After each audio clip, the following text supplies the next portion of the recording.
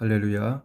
6월 11일 아침, 영혼이 잘됨같이 범사에 잘되고 강건하게 되시기를 주의 이름으로 축복합니다. 오늘 우리에게 주신 하나님의 말씀은 마가복음 1장 43절에서 45절입니다.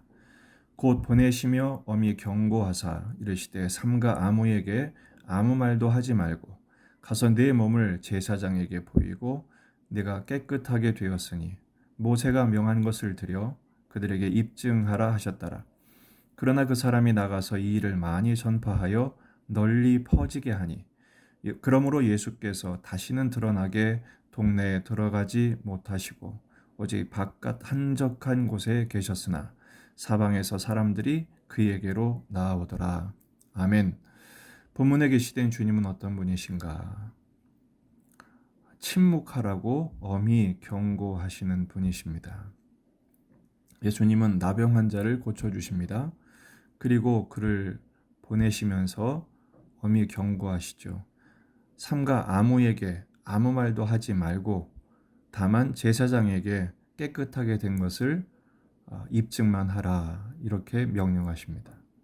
하지만 45절을 보면 그러나 그 사람이 나가서 이 일을 많이 전파하여 널리 퍼지게 합니다. 결국 어떻게 되죠? 그러므로 예수께서 다시는 드러나게 동네에 들어가지 못하시게 되죠. 예수님의 사역에 제한을 주게 된 것입니다. 왜 나병 환자는 예수님께서 그토록 엄히 경고하셨음에도 불구하고 아무에게도 아무 말도 하지 말라고 말씀하셨음에도 불구하고 오히려 이 일을 많이 전파하고 널리 퍼지게 했을까요? 그는 몸은 치유되었지만 완전히 변화된 사람이 되지는 못한 것입니다. 결국 그의 불순종으로 주님의 사역이 제한받으시게 되었죠. 그 이유는 이 나병 환자가 결국 그렇게 오히려 많이 전파하고 널리 퍼지게 한 이유는 첫째는 자기 감정을 이기지 못해서였습니다. 물론 불치병이 치유되고 이 기적을 경험한 그가 얼마나 감동했겠고 얼마나 흥분했겠습니까? 그 결과 병은 나았지만 자신의 감정을 통제할 능력까지 완전히 회복된 것은 아니었죠. 또 하나는 자기 생각이 주님의 생각을 이겨버린 것입니다. 주님의 말씀보다 자기 생각이 앞선 거예요. 이건 알려야 된다. 왜 그토록 알려야 했을까요? 자기 증명이죠. 나는 나았다. 나는 나았다. 예전에 내가 아니다. 나는 이런 사람이다. 자기를 증명하고 싶은 욕구가 주님의 말씀을 넘어선 것입니다. 이사야 55장 7절에서 8절입니다. 악인은 그의 길을, 불의한 자는 그의 생각을 버리고 여호와께로 돌아오라. 그리하면 그가 긍휼히 여기시리라. 우리 하나님께로 돌아오라. 그가 너그럽게 용서하시리라. 이는 내 생각이 너희 생각과 다르며 내 길은 너희 길과 다름이니라. 우리는 내 생각이 주님의 생각이라고 착각하는, 오해하는 경우가 참 많습니다. 명백하게 주님의 생각이 우리의 생각과 다르다고 주님 말씀하고 계십니다. 예수님께서 십자가에 달려 돌아가실 고난에 대해서 말씀하자 베드로가 이렇게 항변하죠. 마태복음 16장 22절 23절 베드로가 예수를 붙들고 항변하여 이르되, 번역은 점잖게 되어 있지만 원문을 보면 꾸짖었다 이렇게 말씀하고 있습니다. 베드로가 예수님을 꾸짖죠. 주여 그리 마옵소서, 이 일이 결코 주께 미치지 못하리이다. 주님이 잡혀가면 그 주님을 따랐던 자기들은 이상하게 되는 거죠. 그래서 항변하는 것입니다. 그때 예수님 말씀하십니다. 예수께서 돌이키시며 베드로에게 이르시되 사탄아 내 뒤로 물러가라. 너는 나를 넘어지게 하는 자로다. 내가 하나님의 일을 생각하지 아니하고 도리어 사람의 일을 생각하는도다. 우리는 하나님의 뜻, 하나님의 생각, 하나님의 마음보다는 내 생각, 내 뜻, 내 감정을 앞세울 때가 많습니다. 그래서 이 나병 환자처럼 몸은 나았는지 모르지만 말씀으로 자신을 쳐서 복종시키는 일에는 실패하는 적이 많죠. 그래서 주님의 사역을 제한할 때가 참 많다는 것입니다.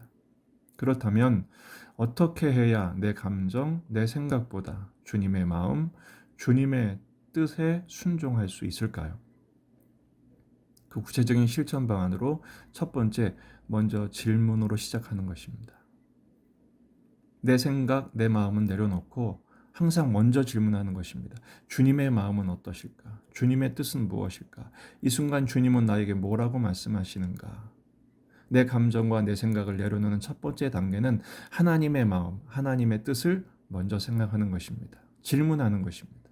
두 번째, 그 질문에 대한 답을 말씀에서 찾는 것입니다. 항상 답은 말씀에 있습니다. 이 나병 환자는 아무에게 아무 말도 하지 말라는 주님의 말씀에 한 번 더 여쭤봐야 됐어요. 왜 그렇게 해야 됩니까? 나는 지금 말하고 싶은데. 근데 주님의 말씀에서 찾지 않고 그냥 자기 마음대로 해버렸죠. 자기 생각을 앞세웠던 사람이 또 하나 있습니다. 바로 열왕기하에 나오는 나아만이었습니다. 그 역시 나병에 들었죠. 엘리사에게 찾아갔을 때 엘리사가 요단강에 7번 몸을 씻으라고 명령을 합니다. 그러자 열왕기하 5장 11절 12절에서 나아만이 노하여 물러가며 이르되, 화가 났어요. 내 생각에는 그가 내게로 와서 나와 서서 그의 하나님 여호와 이름을 부르고 그의 손을 그 부위에 흔들어 나병을 고칠까 하였도다. 내 생각에는 아니 나에게 와가지고 내게 안수하고 흔들어서 고치면 되지 않느냐. 요단강에서 씻으라고 다메섹강 아바나와 바르바른 이스라엘 모든 강물보다 낫지 아니하냐. 거기가 훨씬 강이 아름답고 깊고 물이 깨끗하지 않냐 이거죠. 내가 거기서 몸을 씻으면 깨끗하게 되지 아니하랴. 내 생각에는 그러면서 몸을 돌려 분노하며 떠나니 그랬어요. 자기 생각이 강한 사람은 화를 내게 됩니다. 특별히 주님의 뜻과 부딪히게 되면 화를 내게 됩니다. 이렇게 되면 가정에 평안이 있을 수가 없습니다. 이렇게 되면 공동체가 하나님의 샬롬 안에 계속 머물기가 힘듭니다. 그때 종들이 이 나아만을 설득합니다. 선지자가 이 병이 낫기만 한다면 이보다 더한 일도 시키면 하지 않겠습니까? 그러자 14절에서 나아만이 이에 내려가서 한때 분노했죠. 자기 생각을 주장했습니다. 하지만 설득을 당합니다. 이것도 믿음입니다. 나아만이 이에 내려가서 하나님의 사람의 말대로 요단강에 7번 몸을 잠그니 그의 살이 어린아이의 살같이 회복되어 깨끗하게 되었더라. 먼저 질문으로 시작하는 겁니다. 주님의 마음은 무엇일까? 주님의 뜻은 무엇일까? 그리고 말씀으로 찾는 것입니다. 그 말씀이 내 생각과 다르더라도 그 주님의 말씀 앞에 나를 복종시키는 겁니다. 나아만이 몇 번 몸을 잠갔죠? 7번 요단강에 들어갑니다. 6번째까지 아무 일도 일어나지 않았습니다. 하지만 멈추지 않았습니다. 그 말씀으로 자신을 설득한 것입니다. 그 말씀 앞에 자신을 굴복시킨 것입니다. 마침내 7번째 그의 살이 어린아이 살같이 회복되고 깨끗하게 되었다는 것이죠. 이 나병 환자는 피부는 나았는지 모르지만 그의 마음은 하나님의 말씀으로 온전히 회복되지는 못했습니다. 그에게도 이런 과정이 필요했을 것입니다. 우리도 마찬가지입니다. 항상 주님의 뜻을 물음으로 시작하며 말씀 속에 주님의 뜻과 주님의 마음을 찾는 훈련, 반복이죠. 단순하지만 반복하고 자꾸 이것을 반복할 때 영성은 깊어지며 하나님의 뜻을 분명하고 선명하게 깨달을 뿐 아니라 그 말씀대로 순종하고 하나님의 말씀으로 내 감정과 내 생각을 굴복시키는 진정한 영성의 사람이 되는 것입니다. 결정적으로는 이것도 역시 내 힘으로 되는 게 아니더라고요. 이것은 기도가 필요합니다. 특별히 바울은 골로새서에서 이렇게 중보하고 있습니다. 골로새서 1장 9절 이로써 우리도 듣던 날부터 너희를 위하여 기도하기를 그치지 아니하고 구하노니 너희로 하여금 모든 신령한 지혜와 총명에 하나님의 뜻을 아는 것으로 채우게 하시고. 골로새 교회를 위해서 바울은 하나님의 뜻을 아는 것으로 채우게 해달라고 기도하고 있습니다. 자신을 위해서 기도하고 또 이런 기도를 다른 사람에게도 많이 부탁하십시오. 내 삶이 하나님의 뜻을 아는 것으로 채우게 하옵소서.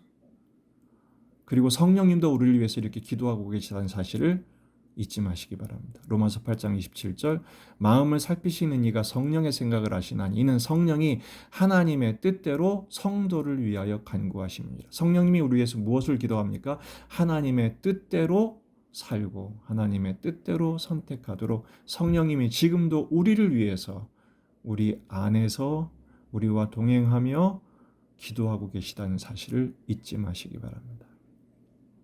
우리는 중요한 사람이 있으면 그 중요한 사람의 말과 생각과 마음에 민감하게 됩니다. 세상을 살아가려면 그렇게 할 수밖에 없습니다. 가정이나 직장이나 교회나 마찬가지죠. 근데 여러분 그것보다 더 중요한 우선순위 주님의 마음, 주님의 뜻, 주님의 생각은 무엇인지를 먼저 물을 때 우리의 삶의 중심이 견고하게 될 것입니다. 흔들리지 않게 될 것입니다. 침묵이 뜨실 때는 하늘이 무너져도 입을 다무는 것이죠. 여리고성을 돌 때 이스라엘 백성들이 그 훈련을 했잖아요. 한마디도 하지 말라.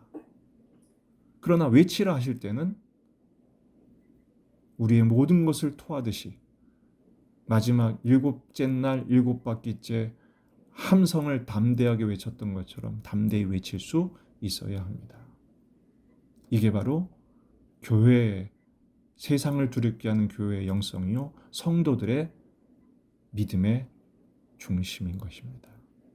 오늘 종일토록 그 주님과 교제하십시다. 그리고 주님의 뜻, 주님의 마음, 주님의 생각에 우선순위를 두고 항상 묻고 말씀을 묵상하며 답을 찾고 그 말씀에 순종할 때 대부분 우리의 실수가 어디서 오죠? 말하지 말아야 될 때 말할 때 그때 실수하죠. 후회합니다.